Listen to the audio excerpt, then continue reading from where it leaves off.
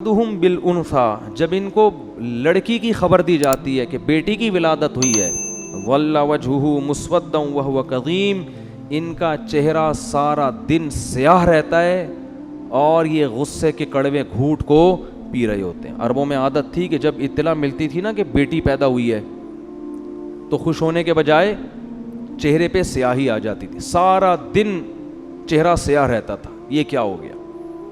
ان کے ہاں بیٹیوں کا یہ مقام تھا۔ یتوارا من القوم من سوء ما بشر بہ، فرمایا جو اسے خوشخبری دی گئی ہے نا بچی کی، اس کی برائی کا اس کے چہرے پہ ایسا اثر، اور وہ اتنی ذلت محسوس کرتا تھا کہ یتوارا من القوم، سارا دن اپنی قوم سے منہ چھپاتا تھا، سارا دن اپنی قوم سے منہ چھپاتا تھا۔ ایمسکہ علی ہون ام یدسہ فی التراب، اس ٹینشن میں سارا دن گزرتا کہ میں ذلت برداشت کر کے اسے پالوں یا اسے مٹی میں دفن کر دوں۔ یہ کس کی عادت تھی؟ عربوں کی۔ بیٹی کی پیدائش پہ چہرہ کیا ہو جاتا تھا؟ سیاہ، اور ذلیل ہو کے چھپتا پھرتا تھا۔ میں نے وہ قبرستان دیکھا ہے جہاں بیٹیوں کو دفن کیا جاتا تھا، آج بھی موجود ہے، جو بھی جاتے ہیں دیکھ سکتے ہیں۔ ان مشرکین پر ہمیں تعجب نہیں ہے، تعجب آج کے پڑھے لکھے لوگوں پر ہے کہ جو نسل روکتے ہیں اس خوف سے کہ کہیں بیٹی پیدا نہ ہو جائے۔ اور میں نے خود آج کے جنگلیوں کو بچی کی پیدائش پہ روتے ہوئے دیکھا ہے، پہلے مجھے یقین نہیں آتا تھا، لیکن پڑھے لکھے جنگلی، پڑھے لکھے جاہل، ان کو میں نے اب بھی دیکھا ہے بچی کی پیدائش پہ آنسو بہاتے۔ یہ کیا ہو گیا؟ میں ایک دفعہ ہسپتال میں بیٹھا ہوں تو سامنے کوئی خاتون رو رہی ہیں، اور وہ بیٹا ان کا پینٹ شرٹ میں، لگ رہا تھا کوئی ایجوکیٹڈ فیملی ہے، وہ بھی بیچارہ پریشان، منہ ایسا نا اس کا جھکا ہوا، رو تو نہیں رہا تھا لیکن منہ پہ یہی کیفیت تھی جو یہاں قرآن بیان کر رہا ہے، چہرے پر کیا ہے؟ ذلت۔ تو ماں اس کو تسلی دے رہی ہے، اور رشتہ دار کہہ رہے ہیں بھائی ہائے بیچارے کا منہ اتر گیا، پہلے بھی بیٹی ہوئی تھی اب بھی کیا ہو گئی؟ بیٹی۔ اس سے پتہ چلتا ہے کہ یہ لوگ خدا پر ایمان نہیں رکھتے، ان کو کوئی ضرورت نہیں ہے اپنے آپ کو مسلمان کہیں، شناختی کارڈ میں تمہاری نمازوں کی اللہ کو کوئی ضرورت نہیں ہے۔ سب سے پہلے اللہ دیکھتا ہے کہ تمہارا اللہ پر ایمان اور توکل کتنا ہے۔ بیٹی کس نے دی ہے؟ تیری ماں بھی تو کسی کی بیٹی ہے نا جس نے تمہیں جنا ہے، وہ نہ ہوتی تو تم پیدا ہوتے۔ تو یہ بڑی جب اللہ ختم نہ آپ کی ڈکشنری سے، تو پھر بہت بڑی درندے بنو گے، یہ بتا دوں، بہت بڑی درندے۔ وہی ہوگا کہ جانوروں کے تو حقوق ہوں گے، انسانوں کے حقوق نہیں ہوں گے۔ بلیوں کے حقوق ہیں، ماں باپ کے حقوق نہیں ہیں۔ آج کل دوستوں کو پالا جا رہا ہے، ایئر ہوسٹس کے حقوق جانتے ہیں۔ بیٹی پہ اپنی اولاد پیدا ہو رہی ہے اور اس گدھے کا منہ سوج رہا ہے، مجھے تو دل چاہ رہا تھا میں رکھ کے اس کے گدھے کو ماروں کھینچ کھینچ کے۔ بے غیرت آدمی، تو پڑھا لکھا ہے، تجھے شرم، تجھے خدا پر ایمان نہیں ہے کیا؟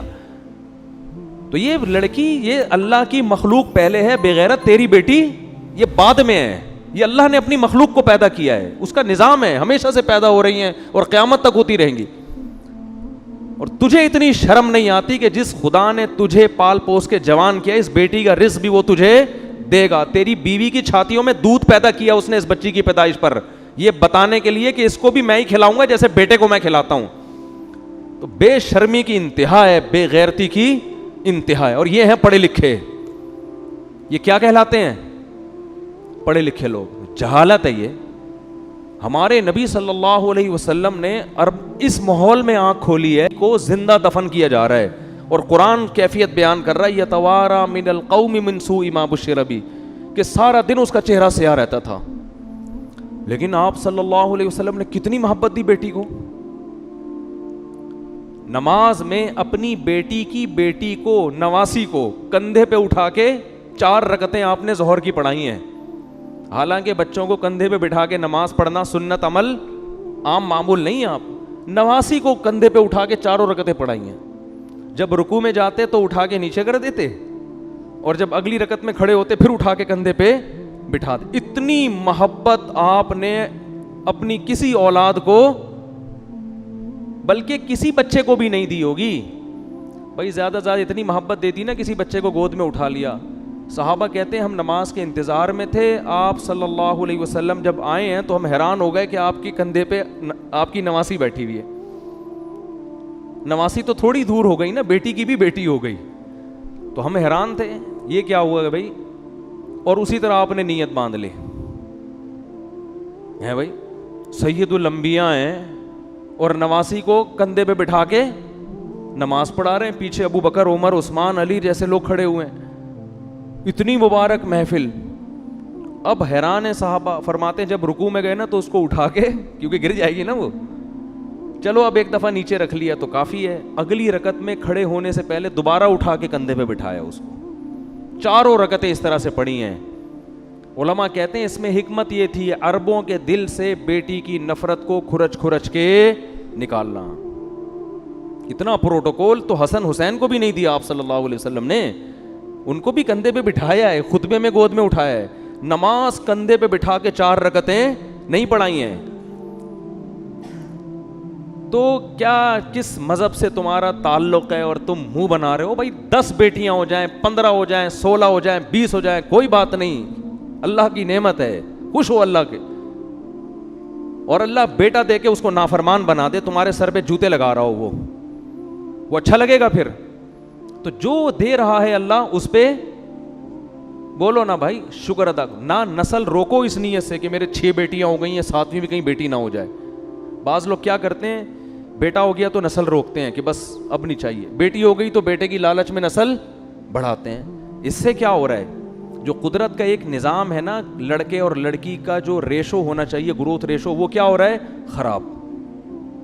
جن کے لڑکیاں ہو رہی ہیں وہ لڑکے کی لالچ میں ہونے دے رہے ہیں, جو لڑکے ہو گئے تو 1-2 کے بعد بریک لگا دی. او بھائی غیر مسلموں پہ یہ چیزیں سوٹ کرتی ہیں.